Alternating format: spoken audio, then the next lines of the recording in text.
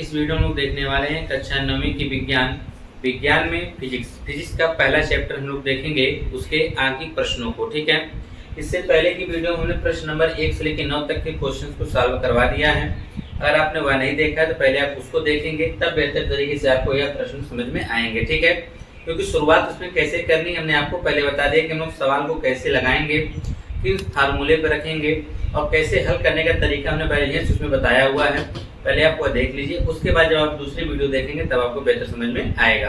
अगर आपने वह नहीं देखा है तो ऊपर देखिए आई बटन पर क्लिक करके देखिए, यहाँ पे शो कर रहा होगा, उस पर आप जैसे ही क्लिक करेंगे वैसे हमारी पहली वीडियो खुलकर आ जाएगी। पहले आप उसको देख लीजिए, उसके बाद ये देखिए। ठीक, उस वीडियो का लिंक हम इस वीडियो के डिस्क्रिप्शन में दे देंगे, वहां से आप क्लिक करके देख सकते हैं। ठीक है, और देखिए यहाँ पे हमारा जो 10वां सवाल स्टार्ट होता है इस वीडियो में। ठीक है, 10वें सवाल में क्या कहा गया है कि एक वस्तु 6 मीटर प्रति सेकंड के वेग से तथा 1.5 मीटर प्रति सेकंड स्क्वायर के त्वरण से चलना शुरू करती है। कितने समय में उसका वेग 15 मीटर प्रति सेकंड होगा तथा इस समय अंतराल में यह कितनी दूर जाएगी। तो देखिए, ऐसे सवालों को लगाने के लिए हमने बताया था कि हम गति के समीकरण का सूत्र का उपयोग करते हैं। तो गति का जो पहला सूत्र हमने बताया था क्या था, v बराबर u प्लस at। ठीक, और दूसरा सूत्र था s बराबर ut plus half at square. तीसरा सूत्र था v स्क्वायर बराबर u स्क्वायर प्लस 2as।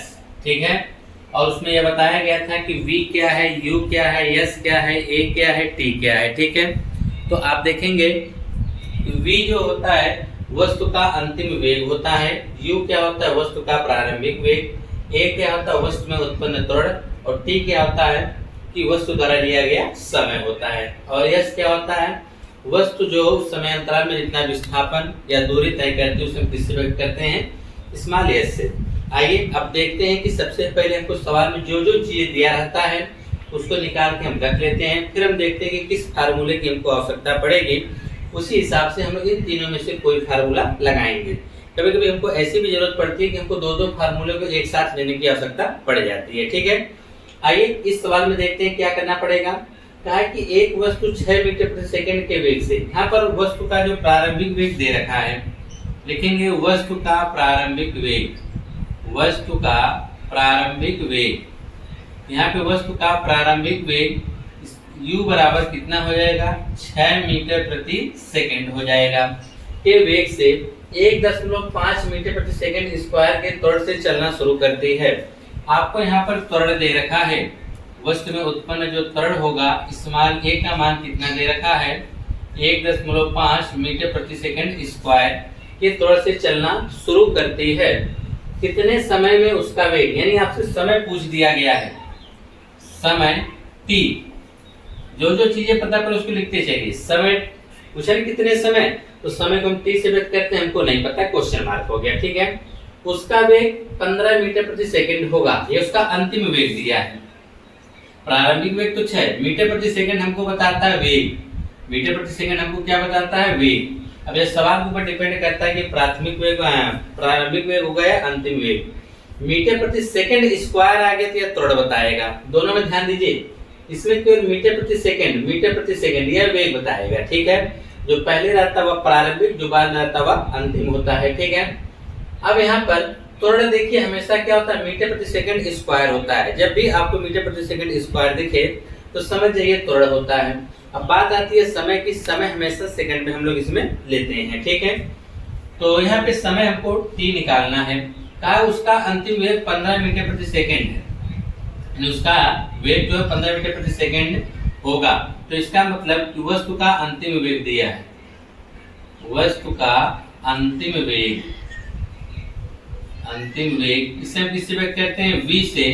यह कितना दिया हुआ है, 15 मीटर प्रति सेकंड। ठीक है, फिर क्या कहता है इस समय अंतराल में यह कितनी दूरी जाएगी, कितनी दूर जाएगी।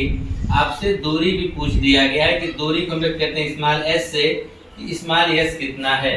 देखिए इतनी चीजें सवाल में हमको पता है, जो जो चीजें पता थी हमने उसको लिख लिया और जो निकालना था हमने उसको भी लिख लिया है। ठीक है, अब हम देखेंगे कि हमको t निकालना है और s निकालना है, तो दोनों एक साथ तो निकलेगा नहीं, तो पहले हम टी निकाल लेते हैं, फिर एस निकालेंगे। हमको टी निकालना है, तो कैसे निकाल सकते हैं? टी निकालने के लिए देखिए पहला सूत्र, दूसरा सूत्र में दोनों में हमको टी मिलने वाला है। तो यहाँ से हम लोग देखेंगे क्या हम पहले सूत्र की सहायता से टी निकाल सकते हैं। तो देखिए इसमें v बराबर u प्लस ए टी दिया हुआ है। क्या आपको v का मान पता है? जी बिल्कुल v का मान पता है। u का मान पता है? बिल्कुल पता है। a का मान पता है? बिल्कुल। लेकिन t का मान आपको निकालना, तो यहाँ से आप t का मान निकाल सकते हैं। लिखेंगे गति के प्रथम समीकरण से, गति का प्रथम समीकरण, प्रथम समीकरण। जब हम गति का प्रथम समीकरण लगाएंगे तो क्या हो जाएगा? v बराबर u प्लस ए टी। क्या हो जाएगा? v बराबर u प्लस ए टी हो जाएगा। ठीक है, तो हम लोग अब यहाँ से हम v का मान रख देते हैं। तो v का मान हमारा कितना है? 15 है। u कितना है? 6 है। प्लस a कितना है? 1.5 है। और गुणे में क्या है? t है। इसको इधर भेज दीजिए तो हो जाएगा 15 माइनस 6 बराबर 1.5 गुणे t। 15 में से 6 घटाएंगे तो कितना आ जाएगा? 9 बराबर 1.5 गुणे t। इसको इधर करेंगे तो हो जाएगा 9 बटा 1.5 बराबर में क्या आएगा? t आ जाएगा। ठीक है, अब हम इसका दशमलव हटाएंगे तो हो जाएगा 90 बटा 15 बराबर में t। 15 6 का 90 यानी t बराबर आ जाएगा 6 सेकेंड। t बराबर कितना आएगा? 6 सेकेंड आ जाएगा। हमने t का मान बता दिया कि t का मान कितना होगा? 6 सेकेंड। कितना नीचे दिखाई दे रहा है कि नहीं आप लोगों को? चलिए दिखाई दे रहा है। यहाँ t बराबर कितना आ जाएगा? 6 सेकेंड। कैसे? यहाँ एक अंक पे दशमलव था, दशमलव हटाएंगे तो ऊपर एक 0 बढ़ जाएगा। तो ऊपर 90 बटा 15, 15 6 का 90, t का मान आपको 6 आ गया है। ठीक है, अब आगे देखिए, अब हमको निकालना है यस। हमने t का तो मान निकाल लिया है, हमको निकालना है यस। यस कैसे निकालेंगे? तो यस निकालने के लिए हमारे पास दो फार्मूले हैं। ठीक है, आप इन दोनों में से कोई एक फार्मूला लगा दीजिए। तो चलो हम इन दोनों में से कोई एक फार्मूला लगा देते हैं। मान लीजिए दूसरा, तो यहाँ से हमारा हो जाएगा गति का दूसरा समीकरण, गति का दूसरा समीकरण, दूसरा समीकरण। तो गति का दूसरा समीकरण हम लगा देंगे। गति का दूसरा समीकरण क्या कहता है? यस बराबर ut plus half A T square, यही ना? यस हमको निकालना है, कोई बात नहीं। u का मान देखिए कितना है? 6 है। गुणे t का मान कितना है? 6 है। प्लस 1 बटा 2 गुणे a का मान कितना है? 1.5 है। गुणे t का मान कितना है? 6। 6 का स्क्वायर है, t का स्क्वायर मतलब 6 का स्क्वायर। तो 6 का स्क्वायर कितना होता है? 36। तो यहाँ देखेंगे 6 का कितना हो जाएगा? 36 प्लस 2 से 36 को 18 बार में हम काट देंगे तो हो जाएगा 18। ठीक है ना? तो हो जाएगा 36 प्लस 15 का गुणा 18 में करना है। ठीक है ना? तो 15 8 120 के 0 हासिल कितने का हो जाएगा? 12 का। 15 1 15, 15 12 कितना हो जाएगा? 27 और एक अंक पे दशमलव तो हो जाएगा 27.0। ठीक है, अब जोड़ दीजिए 7 6 13 के 3 हासिल 1 का 3 2 5 1 6। तो दूरी हम निकाल रहे हैं, दूरी को हम लोग किसमें नापते हैं? मीटर में। तो नीचे आप लोग लिख देंगे, क्या लिखेंगे कि समय t बराबर एक साथ लिख देंगे। यहाँ पर समय t पूछा था तो t बराबर कितना? 6 सेकेंड। और आपसे पूछा था क्या? दूरी, तो दूरी स्मॉल s बराबर 63 मीटर होगा। दूरी स्मॉल s बराबर कितना होगा? 63 मीटर होगा। यही आपके प्रश्न का क्या होगा? आंसर होगा। ठीक है, तो यह तो था आपका प्रश्न नंबर 10वां। ठीक है, अब बात करते हैं इसके अगले क्वेश्चन 11 की। उम्मीद करते हैं आपको समझ में आया होगा। ठीक है, और आप इसको ध्यानपूर्वक देखेंगे तो जरूर समझ में आएगा। ठीक है ना? क्योंकि सवाल सब स्टेप बाय स्टेप और कैसे किस तरह से लगाना है पूरा आपको अच्छे से बताने का प्रयास कर रहे हैं। ठीक है, 11वां सवाल। 11वां सवाल है कि एक पिंड ऊर्ध्व दिशा में फेंका जाता है, 25 मीटर की ऊंचाई तक जाकर पुनः फेंकने वाले स्थान पर वापस आता है। इसका परिणामी विस्थापन व चली गई दूरी बताइए। ठीक है, देखिए अगर कोई पिंड ऊर्ध्व दिशा मतलब ऊपर की तरफ फेंका जाता है, ठीक है, अगर वो ऊपर की ओर फेंका जाता है कितना जाता है? 25 मीटर ऊंचाई जाता है और पुनः वहीं से कहाँ चलाता है? नीचे की तरफ कहाँ आके रुकता है? जहाँ से वह फेंका गया था। ठीक है, तो आप यह कह सकते हैं कि जैसे मान लीजिए कि यहाँ से अगर कोई पिंड ए से फेंका गया बी की तरफ, जिसकी बीच की दूरी कितना है? 25 मीटर है।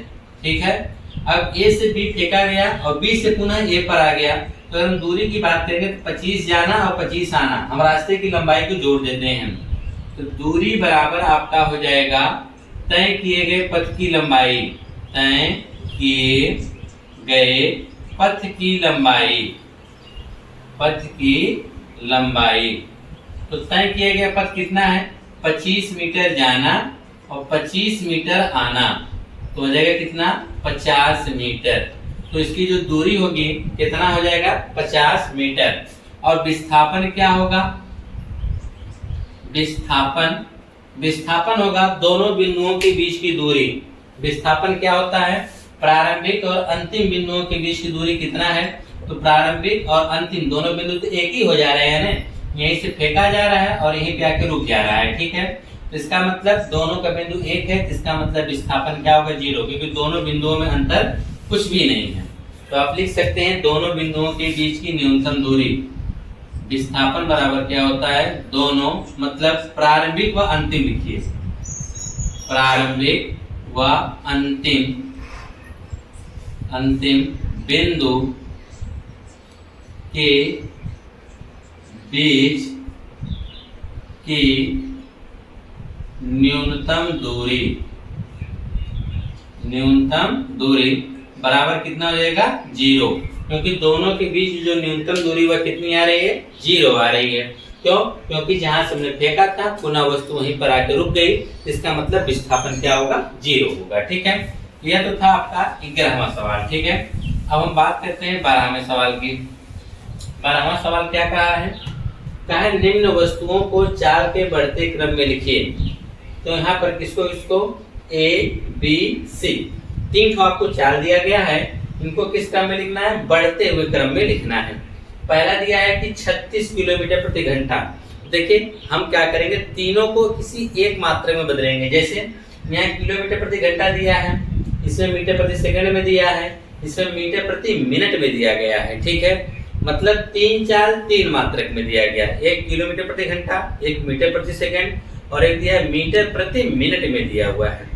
तो हम लोग क्या करते हैं कि पहले तीनों को किसी एक मात्रक में बदलते हैं, तब जाके हमको ये क्लियर होगा कि कौन सा चाल कम है कौन से ज्यादा है, तभी तो उसको हम बढ़ते हुए क्रम में रख पाएंगे। तो हम क्या करते हैं कि यहाँ पे किलोमीटर प्रति घंटा दिया है ना, और यहाँ पे मीटर प्रति सेकंड, तो हम हर सवाल को मीटर प्रति सेकंड में बदल कर ही लगाते हैं। तो इसको भी हम किस में बदलेंगे, मीटर प्रति सेकंड में। इसको बदलने की जरूरत तो है नहीं, ये मीटर प्रति सेकंड में ऑलरेडी है। यह मीटर प्रति मिनट में है, इसको भी मीटर प्रति सेकंड में बदल देंगे। तब हमारे पास तीनों जब एक साथ हो जाएंगे तो हम इसको यह देख लेंगे कि कौन बढ़ते क्रम में किस प्रकार से इसको हम रखेंगे। पहला वाला जो दे रखा है ए वाला, जो कि 12वें का हम लगा रहे हैं। ठीक है, 12वें के में दिया है 36 किलोमीटर प्रति घंटा, 36 किलोमीटर प्रति घंटा। तो हो जाएगा 36 किलोमीटर प्रति घंटा को मीटर प्रति सेकंड में बदलने के लिए हम 5/18 से गुणा कर देंगे, ये बदल जाएगा किसमें, मीटर प्रति सेकंड में। 18 से हम 36 को 2 बार में काट देंगे और 5 दूना क्या हो जाएगा, 10 मीटर प्रति सेकंड।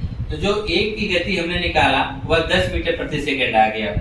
बी जो है वह 7 मीटर प्रति सेकंड ऑलरेडी है, उसको चेंज करने की कोई जरूरत नहीं, यह भी मीटर प्रति सेकंड में, यह भी मीटर प्रति सेकंड में।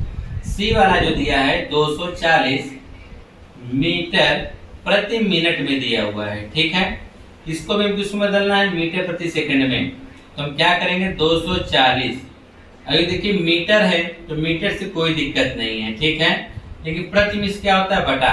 यहाँ मिनट दिया तो मतलब 1 मिनट है, यार 240 मीटर प्रति मिनट का मतलब यह हुआ कि 1 मिनट में 240 मीटर कोई वस्तु जो चली हुई है। ठीक है, तो इसको हम जब मीटर प्रति सेकंड में बनाएंगे तो 240 बटे 1 मिनट, 1 मिनट में 240 मीटर। ठीक है, तो यह हो जाएगा 240 मीटर बटे, इसको बनाएंगे मिनट को सेकंड में तो जाएगा 60 सेकंड। तो यहाँ देखिए 60 से 240 कितनी बार में कटेगा, 4 बार में, तो आएगा 4 मीटर प्रति सेकंड। तो आपको इसमें रखना है, बढ़ते हुए क्रम में रखना है। तो बढ़ते हुए क्रम में चलिए यहाँ पे रख देते हैं, चाल को बढ़ते हुए क्रम में व्यवस्थित करने पर या रखने पर, चाल को बढ़ते क्रम में रखने पर, जब चाल को बढ़ते क्रम में रखे रहे हैं तब सबसे पहले छोटी चाल, उससे बड़ी चाल, फिर सबसे बड़ी चाल, तो क्या होगा 4 मीटर प्रति सेकंड, 7 मीटर प्रति सेकंड, 10 मीटर प्रति सेकंड। हमने तीनों चालों को किस क्रम में रखा हुआ है? बढ़ते। तो हमने कैसे क्या किया, सभी चालों को जो तीनों दिए थे उनमें से हमने देखा कि कौन मीटर प्रति सेकंड में नहीं है, तो उसको हमने मीटर प्रति सेकंड में बदला। पहला किलोमीटर प्रति घंटा था, हमने इसको किस में बनाया? मीटर प्रति सेकंड में। अगर किलोमीटर प्रति घंटा दिया हुआ है उससे मीटर प्रति सेकंड में बदलना, तो उसमें 5/18 से गुणा कर देते हैं। ठीक है, यह कैसे होता है आइए हम आपको समझा भी देते हैं। इससे 36 किलोमीटर, तो 36 किलोमीटर ऊपर हो जाएगा, बटा में घंटा दिया तो 1 घंटा नीचे हो जाएगा। इसका मतलब 1 घंटा में 36 किलोमीटर, यानी 1 घंटा में 36 किलोमीटर। ठीक है, हमको इस किलोमीटर को मीटर बनाना है, तो ये 36 रहने दीजिए अलग। किलोमीटर को मीटर बनाना है तो 1 किलोमीटर में 1000 मीटर होता है, तो हमने 1000 मीटर लिख दिया, बटा में 1 घंटा, घंटा को क्या बनाना है? सेकंड, इसमें होता है 3600 सेकंड। 1 घंटा में कितना होता है? 3600 सेकंड। 2 जीरो से 2 जीरो कट गया, और 2 पच्चे 10, और 2 से काटेंगे 18, तो क्या आया? 36 गुणे 5/18। तो इसीलिए कहा जाता है कि अगर हम 5/18 से गुणा कर देंगे तो किलोमीटर प्रति घंटा किसमें बदल जाएगा? मीटर प्रति सेकंड में बदल जाएगा। ठीक है, तो याद रखिएगा किलोमीटर प्रति घंटा से अगर हमको चेंज करना है मीटर प्रति सेकंड में, तो 5/18 से गुणा करेंगे। ठीक है, यानी बड़ा से अगर छोटा बनाना है तो 5/18 से, अगर मीटर प्रति सेकंड से आपको किलोमीटर प्रति घंटा बनाना है तो 18/5 से हम गुणा करेंगे। ठीक है, यह ध्यान दीजिएगा, बच्चे इसी में कंफ्यूजन हो जाते हैं। किलोमीटर बड़ा मात्रक है, मीटर छोटा है, तो बड़ा से छोटा बनाएंगे तो छोटा वाला ऊपर, बड़ा वाला नीचे कर लीजिएगा। ठीक है, जब छोटे से बड़ा बनाएंगे तो बड़ा वाला ऊपर, छोटा वाला नीचे। यह याद करने की मात्र एक ट्रिक है। ठीक है, तो इस प्रकार से भी इसको याद रख सकते हैं। तो यह तो था आपका 12वां सवाल। ठीक है, अब बात हम करते हैं इसके 13वें सवाल की। 13वें सवाल में आपसे क्या कहा है, आइए उसको भी देख लिया जाए। 13वें सवाल में आपसे कह रहा है कि एक कार एक की चाल 90 किलोमीटर प्रति घंटा है तथा दूसरी कार की चाल 30 मीटर प्रति सेकंड है, इनमें से किस कार की चाल अधिक है? तो आपके पास कार ए है, उसकी चाल कितना दिया है? 90 किलोमीटर प्रति घंटा। तो कार ए की चाल, कार यहाँ लिखना चाहिए, कार ए की चाल कितना दिया है? 90 किलोमीटर प्रति घंटा। तो इसको हम किसमें बदलेंगे? मीटर प्रति सेकंड में बदलेंगे। किसमें बदलेंगे? मीटर प्रति सेकंड में बदलेंगे। ठीक है, कोई भी चाल हो हम उसको मीटर प्रति सेकंड में बदल कर ही लगाएंगे। यहाँ 90 है, अभी हमने बताया किलोमीटर प्रति घंटा को अगर मीटर प्रति सेकंड में बदलना हो तो 5/18 से गुणा कर देंगे, यह आपका बदल जाएगा मीटर प्रति सेकंड। तो 18 पच्चे 90, ठीक है, 5वां 25, तो आ जाएगा 25 मीटर प्रति सेकंड। यह कार ए की चाल है, कार ए की चाल, कार ए छूट गया, कार ए की चाल जो है कितना है? 25 मीटर प्रति सेकंड। अच्छा, कार बी की चाल कितना है?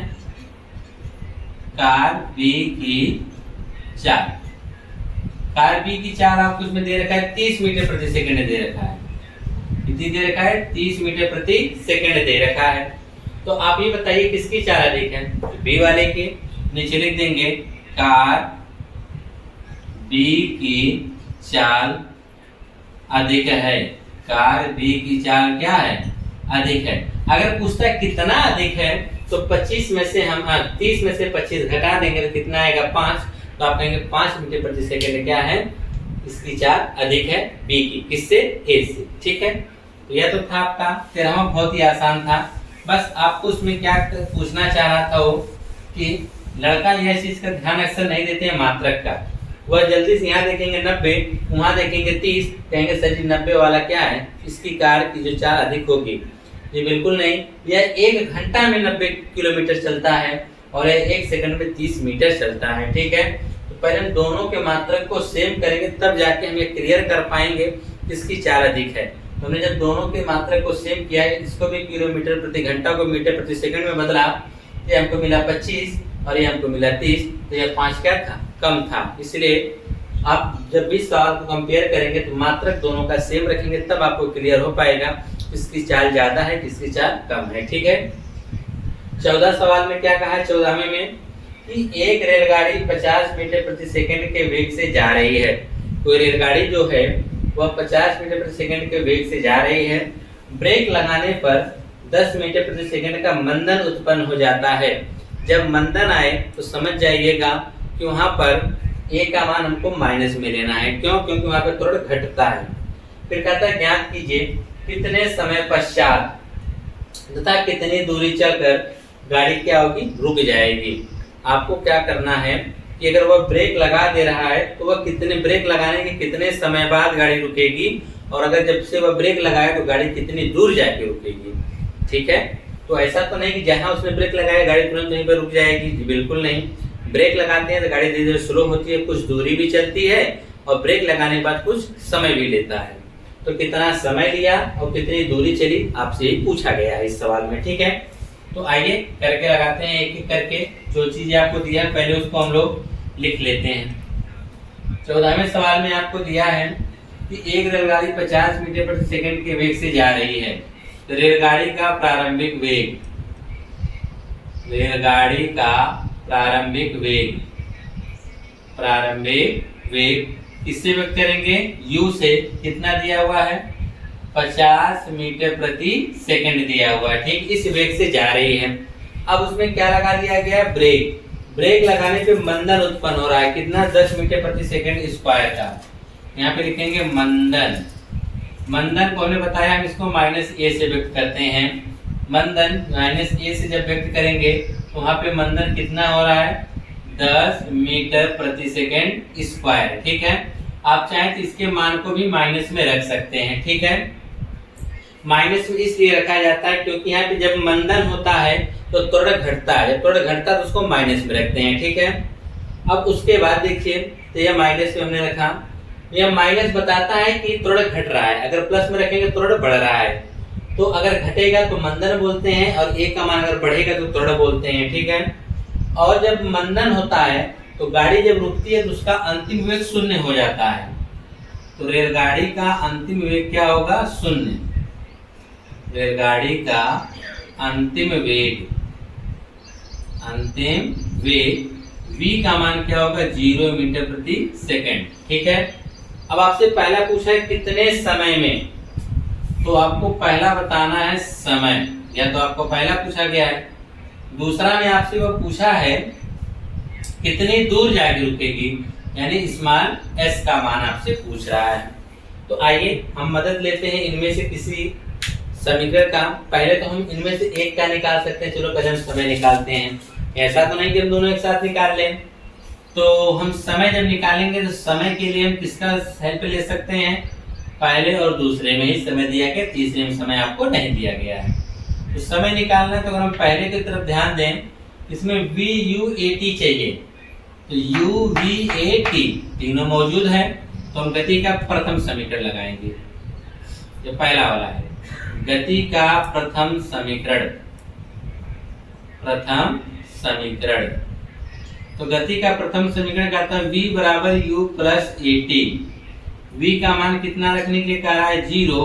u का मान कितना है, 50 प्लस यहाँ a अगर आप देखेंगे यहाँ आपका क्या हो जाएगा, -10। तो यहाँ पे हम a का मान -10 रखेंगे। तो यहाँ से हटा दीजिए मंदन a बराबर -10 ही रखिए। ठीक है। पूरे t बराबर हमको निकालना है। यह हो जाएगा 50 प्लस माइनस 10t। कितना हो जाएगा, 10 गुणे t। 10t माइनस इधर आएंगे तो प्लस हो जाएगा, तो जाएगा 10 गुणे t बराबर 50। 10 को उधर कर देंगे तो t बराबर कितना आएगा, 5 सेकेंड आएगा। t बराबर कितना आएगा, 5 सेकेंड आएगा। तो आपको यहाँ पे गति का जो पहला समीकरण का उपयोग करके हमने t बराबर कितना निकाला, 5 सेकेंड। अब हमको निकालना है यस। यस हम कैसे निकालेंगे, तो आप दूसरा भी लगा सकते हैं, तीसरा भी लगा सकते हैं, ठीक है। तो चलिए हम लोग तीसरे समीकरण से लगाते हैं, हमने तीसरे का प्रयोग नहीं किया है। देखेंगे गति का तीसरा समीकरण, गति का तीसरा समीकरण।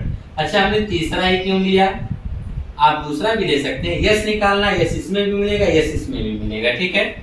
तो गति का तीसरा समीकरण कहता है कि v² बराबर, यह दूसरा वाला है, ठीक है।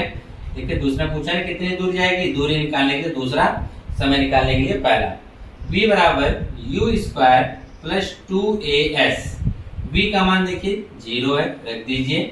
u का मान कितना है 50, यहाँ पे आप 50 रख दीजिए, यानी 50 का स्क्वायर प्लस 2 गुणे a का मान कितना है -10, -10 रखा, हमको यस निकालना है। तो 50 का वर्ग आप जानते हैं कितना होता है 2500, प्लस माइनस माइनस 10 गुना 20 एस हो जाएगा। 20 एस इधर आ जाएगा, प्लस में हो जाएगा, माइनस है ना उधर, इधर आएगा तो प्लस में, बराबर में क्या हो जाएगा 2500। एस बराबर हो जाएगा 2500 बटा में 20, एक जीरो कट गया, 2 से अगर हम काटेंगे तो कितना आएगा 125 मीटर। कितना आएगा 125 मीटर आएगा। तो आपसे पूछा है कितनी दूर जाकर रुक जाएगी, तो कितनी दूर जाकर रुकेगी 125 मीटर। कितने समय बाद रुकेगी 5 सेकंड बाद। ब्रेक लगाने के 5 सेकंड बाद वह गाड़ी, जो रेलगाड़ी है, वह 125 मीटर दूर जाके क्या होगी, रुक जाएगी, ठीक है। यह तो था आपका 14 क्वेश्चन, 14वां वाला। अब बात करते हैं 15वें की, कि 15वां वाला हम कैसे लगाएंगे।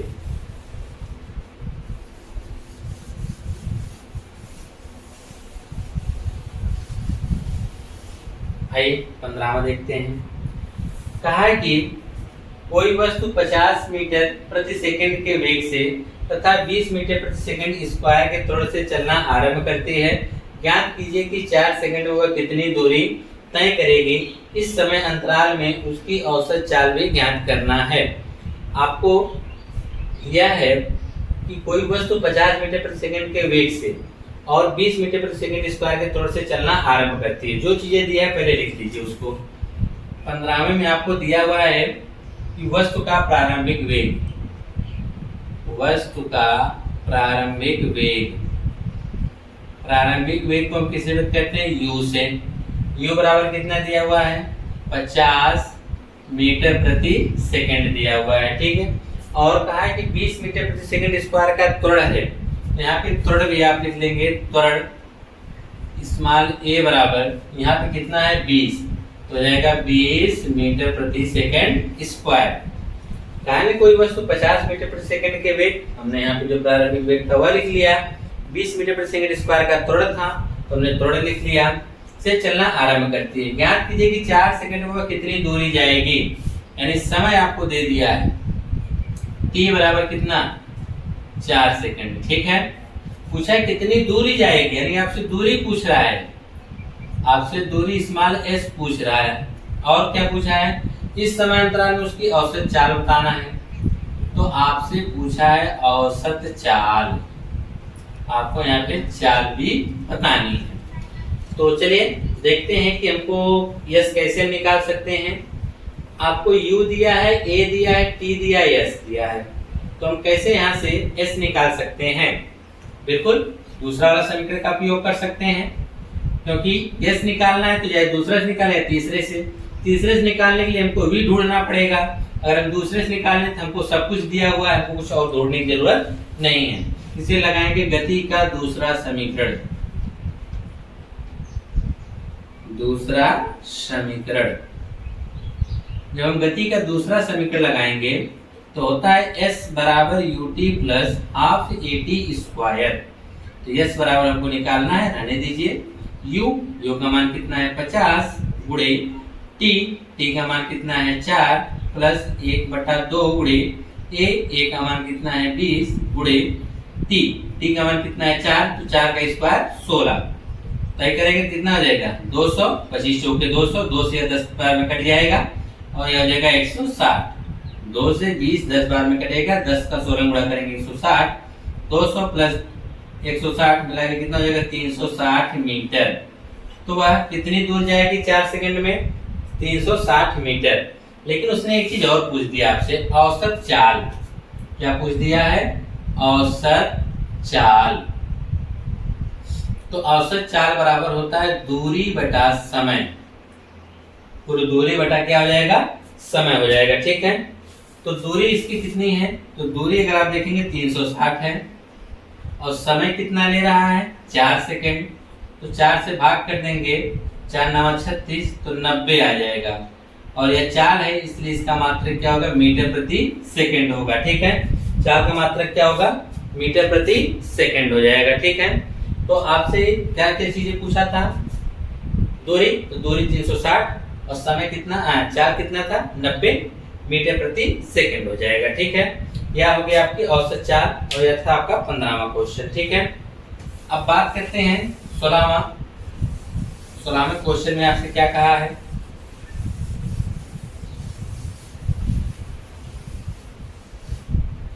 16वें क्वेश्चन में यह कह रहा है, 16वें में कहा है कि एक रेलगाड़ी 44 मीटर प्रति सेकंड के वेग से चल रही है और ब्रेक लगाने के बाद वह 121 मीटर चलकर रुक जाती है। ब्रेक द्वारा लगे मंदन का मान ज्ञात कीजिए। यह बताइए कि रुकने से पूर्व रेलगाड़ी कितना समय लेगी। कोई रेलगाड़ी है जो 44 मीटर प्रति सेकंड के वेग से क्या कर रही है, चल रही है।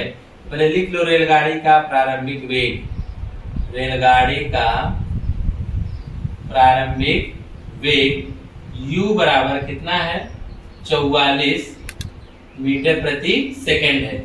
रेलगाड़ी का जो प्रारंभिक वेग कितना है, 44 मीटर प्रति सेकंड है। कहा है कि और ब्रेक लगाने के बाद, अब उसमें मंदन उत्पन्न हुआ, ब्रेक लगाएंगे तो क्या उत्पन्न होगा, मंदन, कि वह 121 मीटर चलकर रुक जाती है। मीटर, मीटर किसका मात्रक होता है, दूरी या विस्थापन का। तो यहाँ पे आप कहेंगे दूरी, कितनी दूरी जाकर रुकती है, 121 मीटर।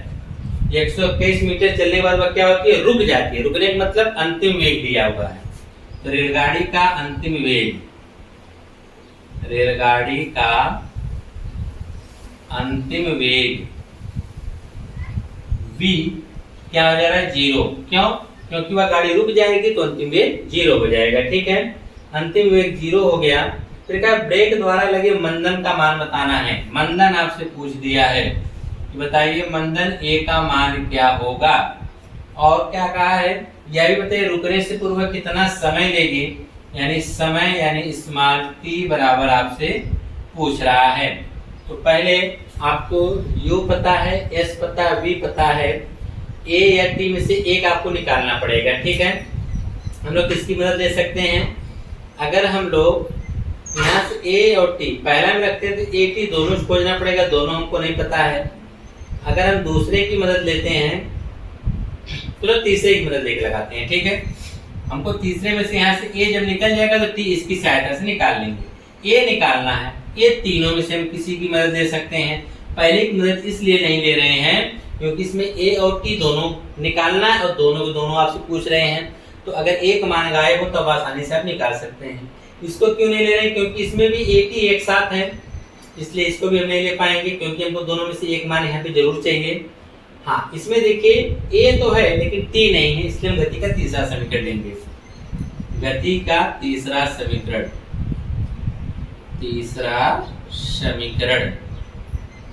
जब हम गति का तीसरा समीकरण लेंगे वह है v बराबर u स्क्वायर प्लस 2as।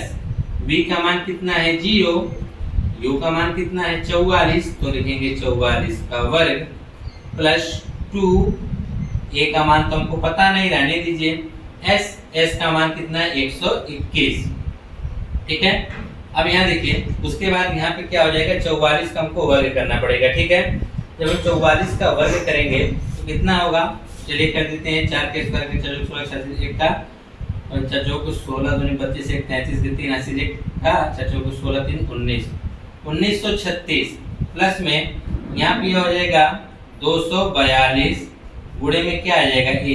अगर ये प्लस में इधर है, इधर आएगा तो क्या हो जाएगा माइनस में, क्या हो जाएगा 242 गुणे a, ये किस में आ जाएगा माइनस में, बराबर 1936। ठीक है, या आप इसको इधर भेज दो, इसको भेज दो 1936 को, 1936 इधर आएगा तो माइनस में हो जाएगा, यानी 242 गुणे a बराबर माइनस 1936। ये चीजें हमने इधर रखा है, ये चीज हम इसको उधर भेजेंगे तो क्या हो जाएगा माइनस, हमने थोड़ा से ये वाला इधर कर दिया, ये वाला इधर कर दिया, ठीक है, दोनों बराबर है तो आगे इधर उधर लिख सकते हैं, ठीक है। तो रहेगा 242 गुणे ई, आपको ए का मान चाहिए तो रहेगा माइनस 1936 बटा में 242। चलो इससे कटेगा, चलो ट्राई करते हैं पहले 2 से काटो, 2 9 18, एक बचेगा हो जाएगा 13, 2 6 12, एक बचेगा 2 बटे 16, ठीक है। नीचे 2 से काटेंगे तो कितना आ जाएगा, अभी 2 से गुणा किए थे ना यहाँ पे 121 आएगा, 2 एकम 2, 2 एकम 2 एकम 2, तो आ गया 968 बटा 121, 8 एकम 8, 8 दूनी 16 के 6 से लेकर 8 बार में ये पूरा काट देगा। कितने बार में काट देगा, 8 बार में। क्यों, देखिए 8 गुणा करो, 8 एकम 8, 8 दूनी 16 के 6 से लेकर 8 एकम 8, एक हासिल कितना है 9, तो 8 बार में 121 से 968 8 बार में पूरा क्या होगा, कट जाएगा। तो यहाँ पे एक चीज और, यहाँ पे माइनस, तो यहाँ भी माइनस, यहाँ भी माइनस, यह माइनस बताता है कि मंदन हो रहा है, माइनस क्या बताता है कि मंदन हो रहा है, ठीक है। तो ए का मान आपको मिला -8 मीटर प्रति सेकंड स्क्वायर, ये आपको क्या मिला, यह तो मंदन मिला। कहा कि रेलगाड़ी रुकने से पूर्व कितना समय लेगी, अभी इसको समय भी बताना है। तो समय बताने के लिए हम क्या करेंगे, यहाँ तक तो आप इसको देख लीजिए, अब हम ऊपर का मिटा देते हैं, ठीक है। समय हमको निकालना है तो हम समय निकालने के लिए किसकी मदद लेंगे, ए तो मिल गया है ना, तो हम इसका समय साइन ले लेंगे, v बराबर u plus A T. v का मान कितना है, v का मान 0 है, u का मान 44 है, a का मान 8 है, यहाँ से t हम निकाल लेंगे, ठीक है। तो चलिए हम इसको मिटा देते हैं, याद रखिएगा u का मान 44 है और हम लोग t निकालना है। अब लगा देंगे गति का पहला समीकरण, गति का प्रथम समीकरण, ठीक है। क्या कहता है कि v बराबर u plus A T. v का मान हमने देखा था अंतिम में क्या था 0, u का जो मान है प्रारंभिक कितना है 44 है, प्लस a का मान कितना है -8 है और गुणे में क्या है t, यह हो जाएगा 44 प्लस माइनस 8 गुणे t, ठीक है। -8 इधर आएगा तो प्लस में हो जाएगा 8 गुणे t बराबर 44, तो t बराबर हो जाएगा 44 बटा में 8, t इधर 8 गुणा में जाएगा बटा में हो जाएगा, तो t बराबर 8 से 44 में भाग करोगे तो 8 पचे 40, 4 बचेगा, 10 लगाएंगे 0, फिर 8 पचे 40, तो आएगा 5.5 सेकेंड। कितना आएगा, 5.5 सेकेंड आएगा। तो 16वें सवाल में आपसे मंदन पूछा था, तो मंदन कितना है -8 मीटर प्रति सेकंड स्क्वायर आया, ठीक है। केवल ये माइनस बताता है कि मंदन है, ठीक है। अब उसके बाद समय पूछा है, तो समय कितना लगा 5.5 सेकंड लगेगा, ठीक है। तो यह तो था आपकी इस वीडियो में 10 से लेकर 16 तक। इसके नेक्स्ट वीडियो हम इसके आगे प्रश्नों को लेकर आएंगे।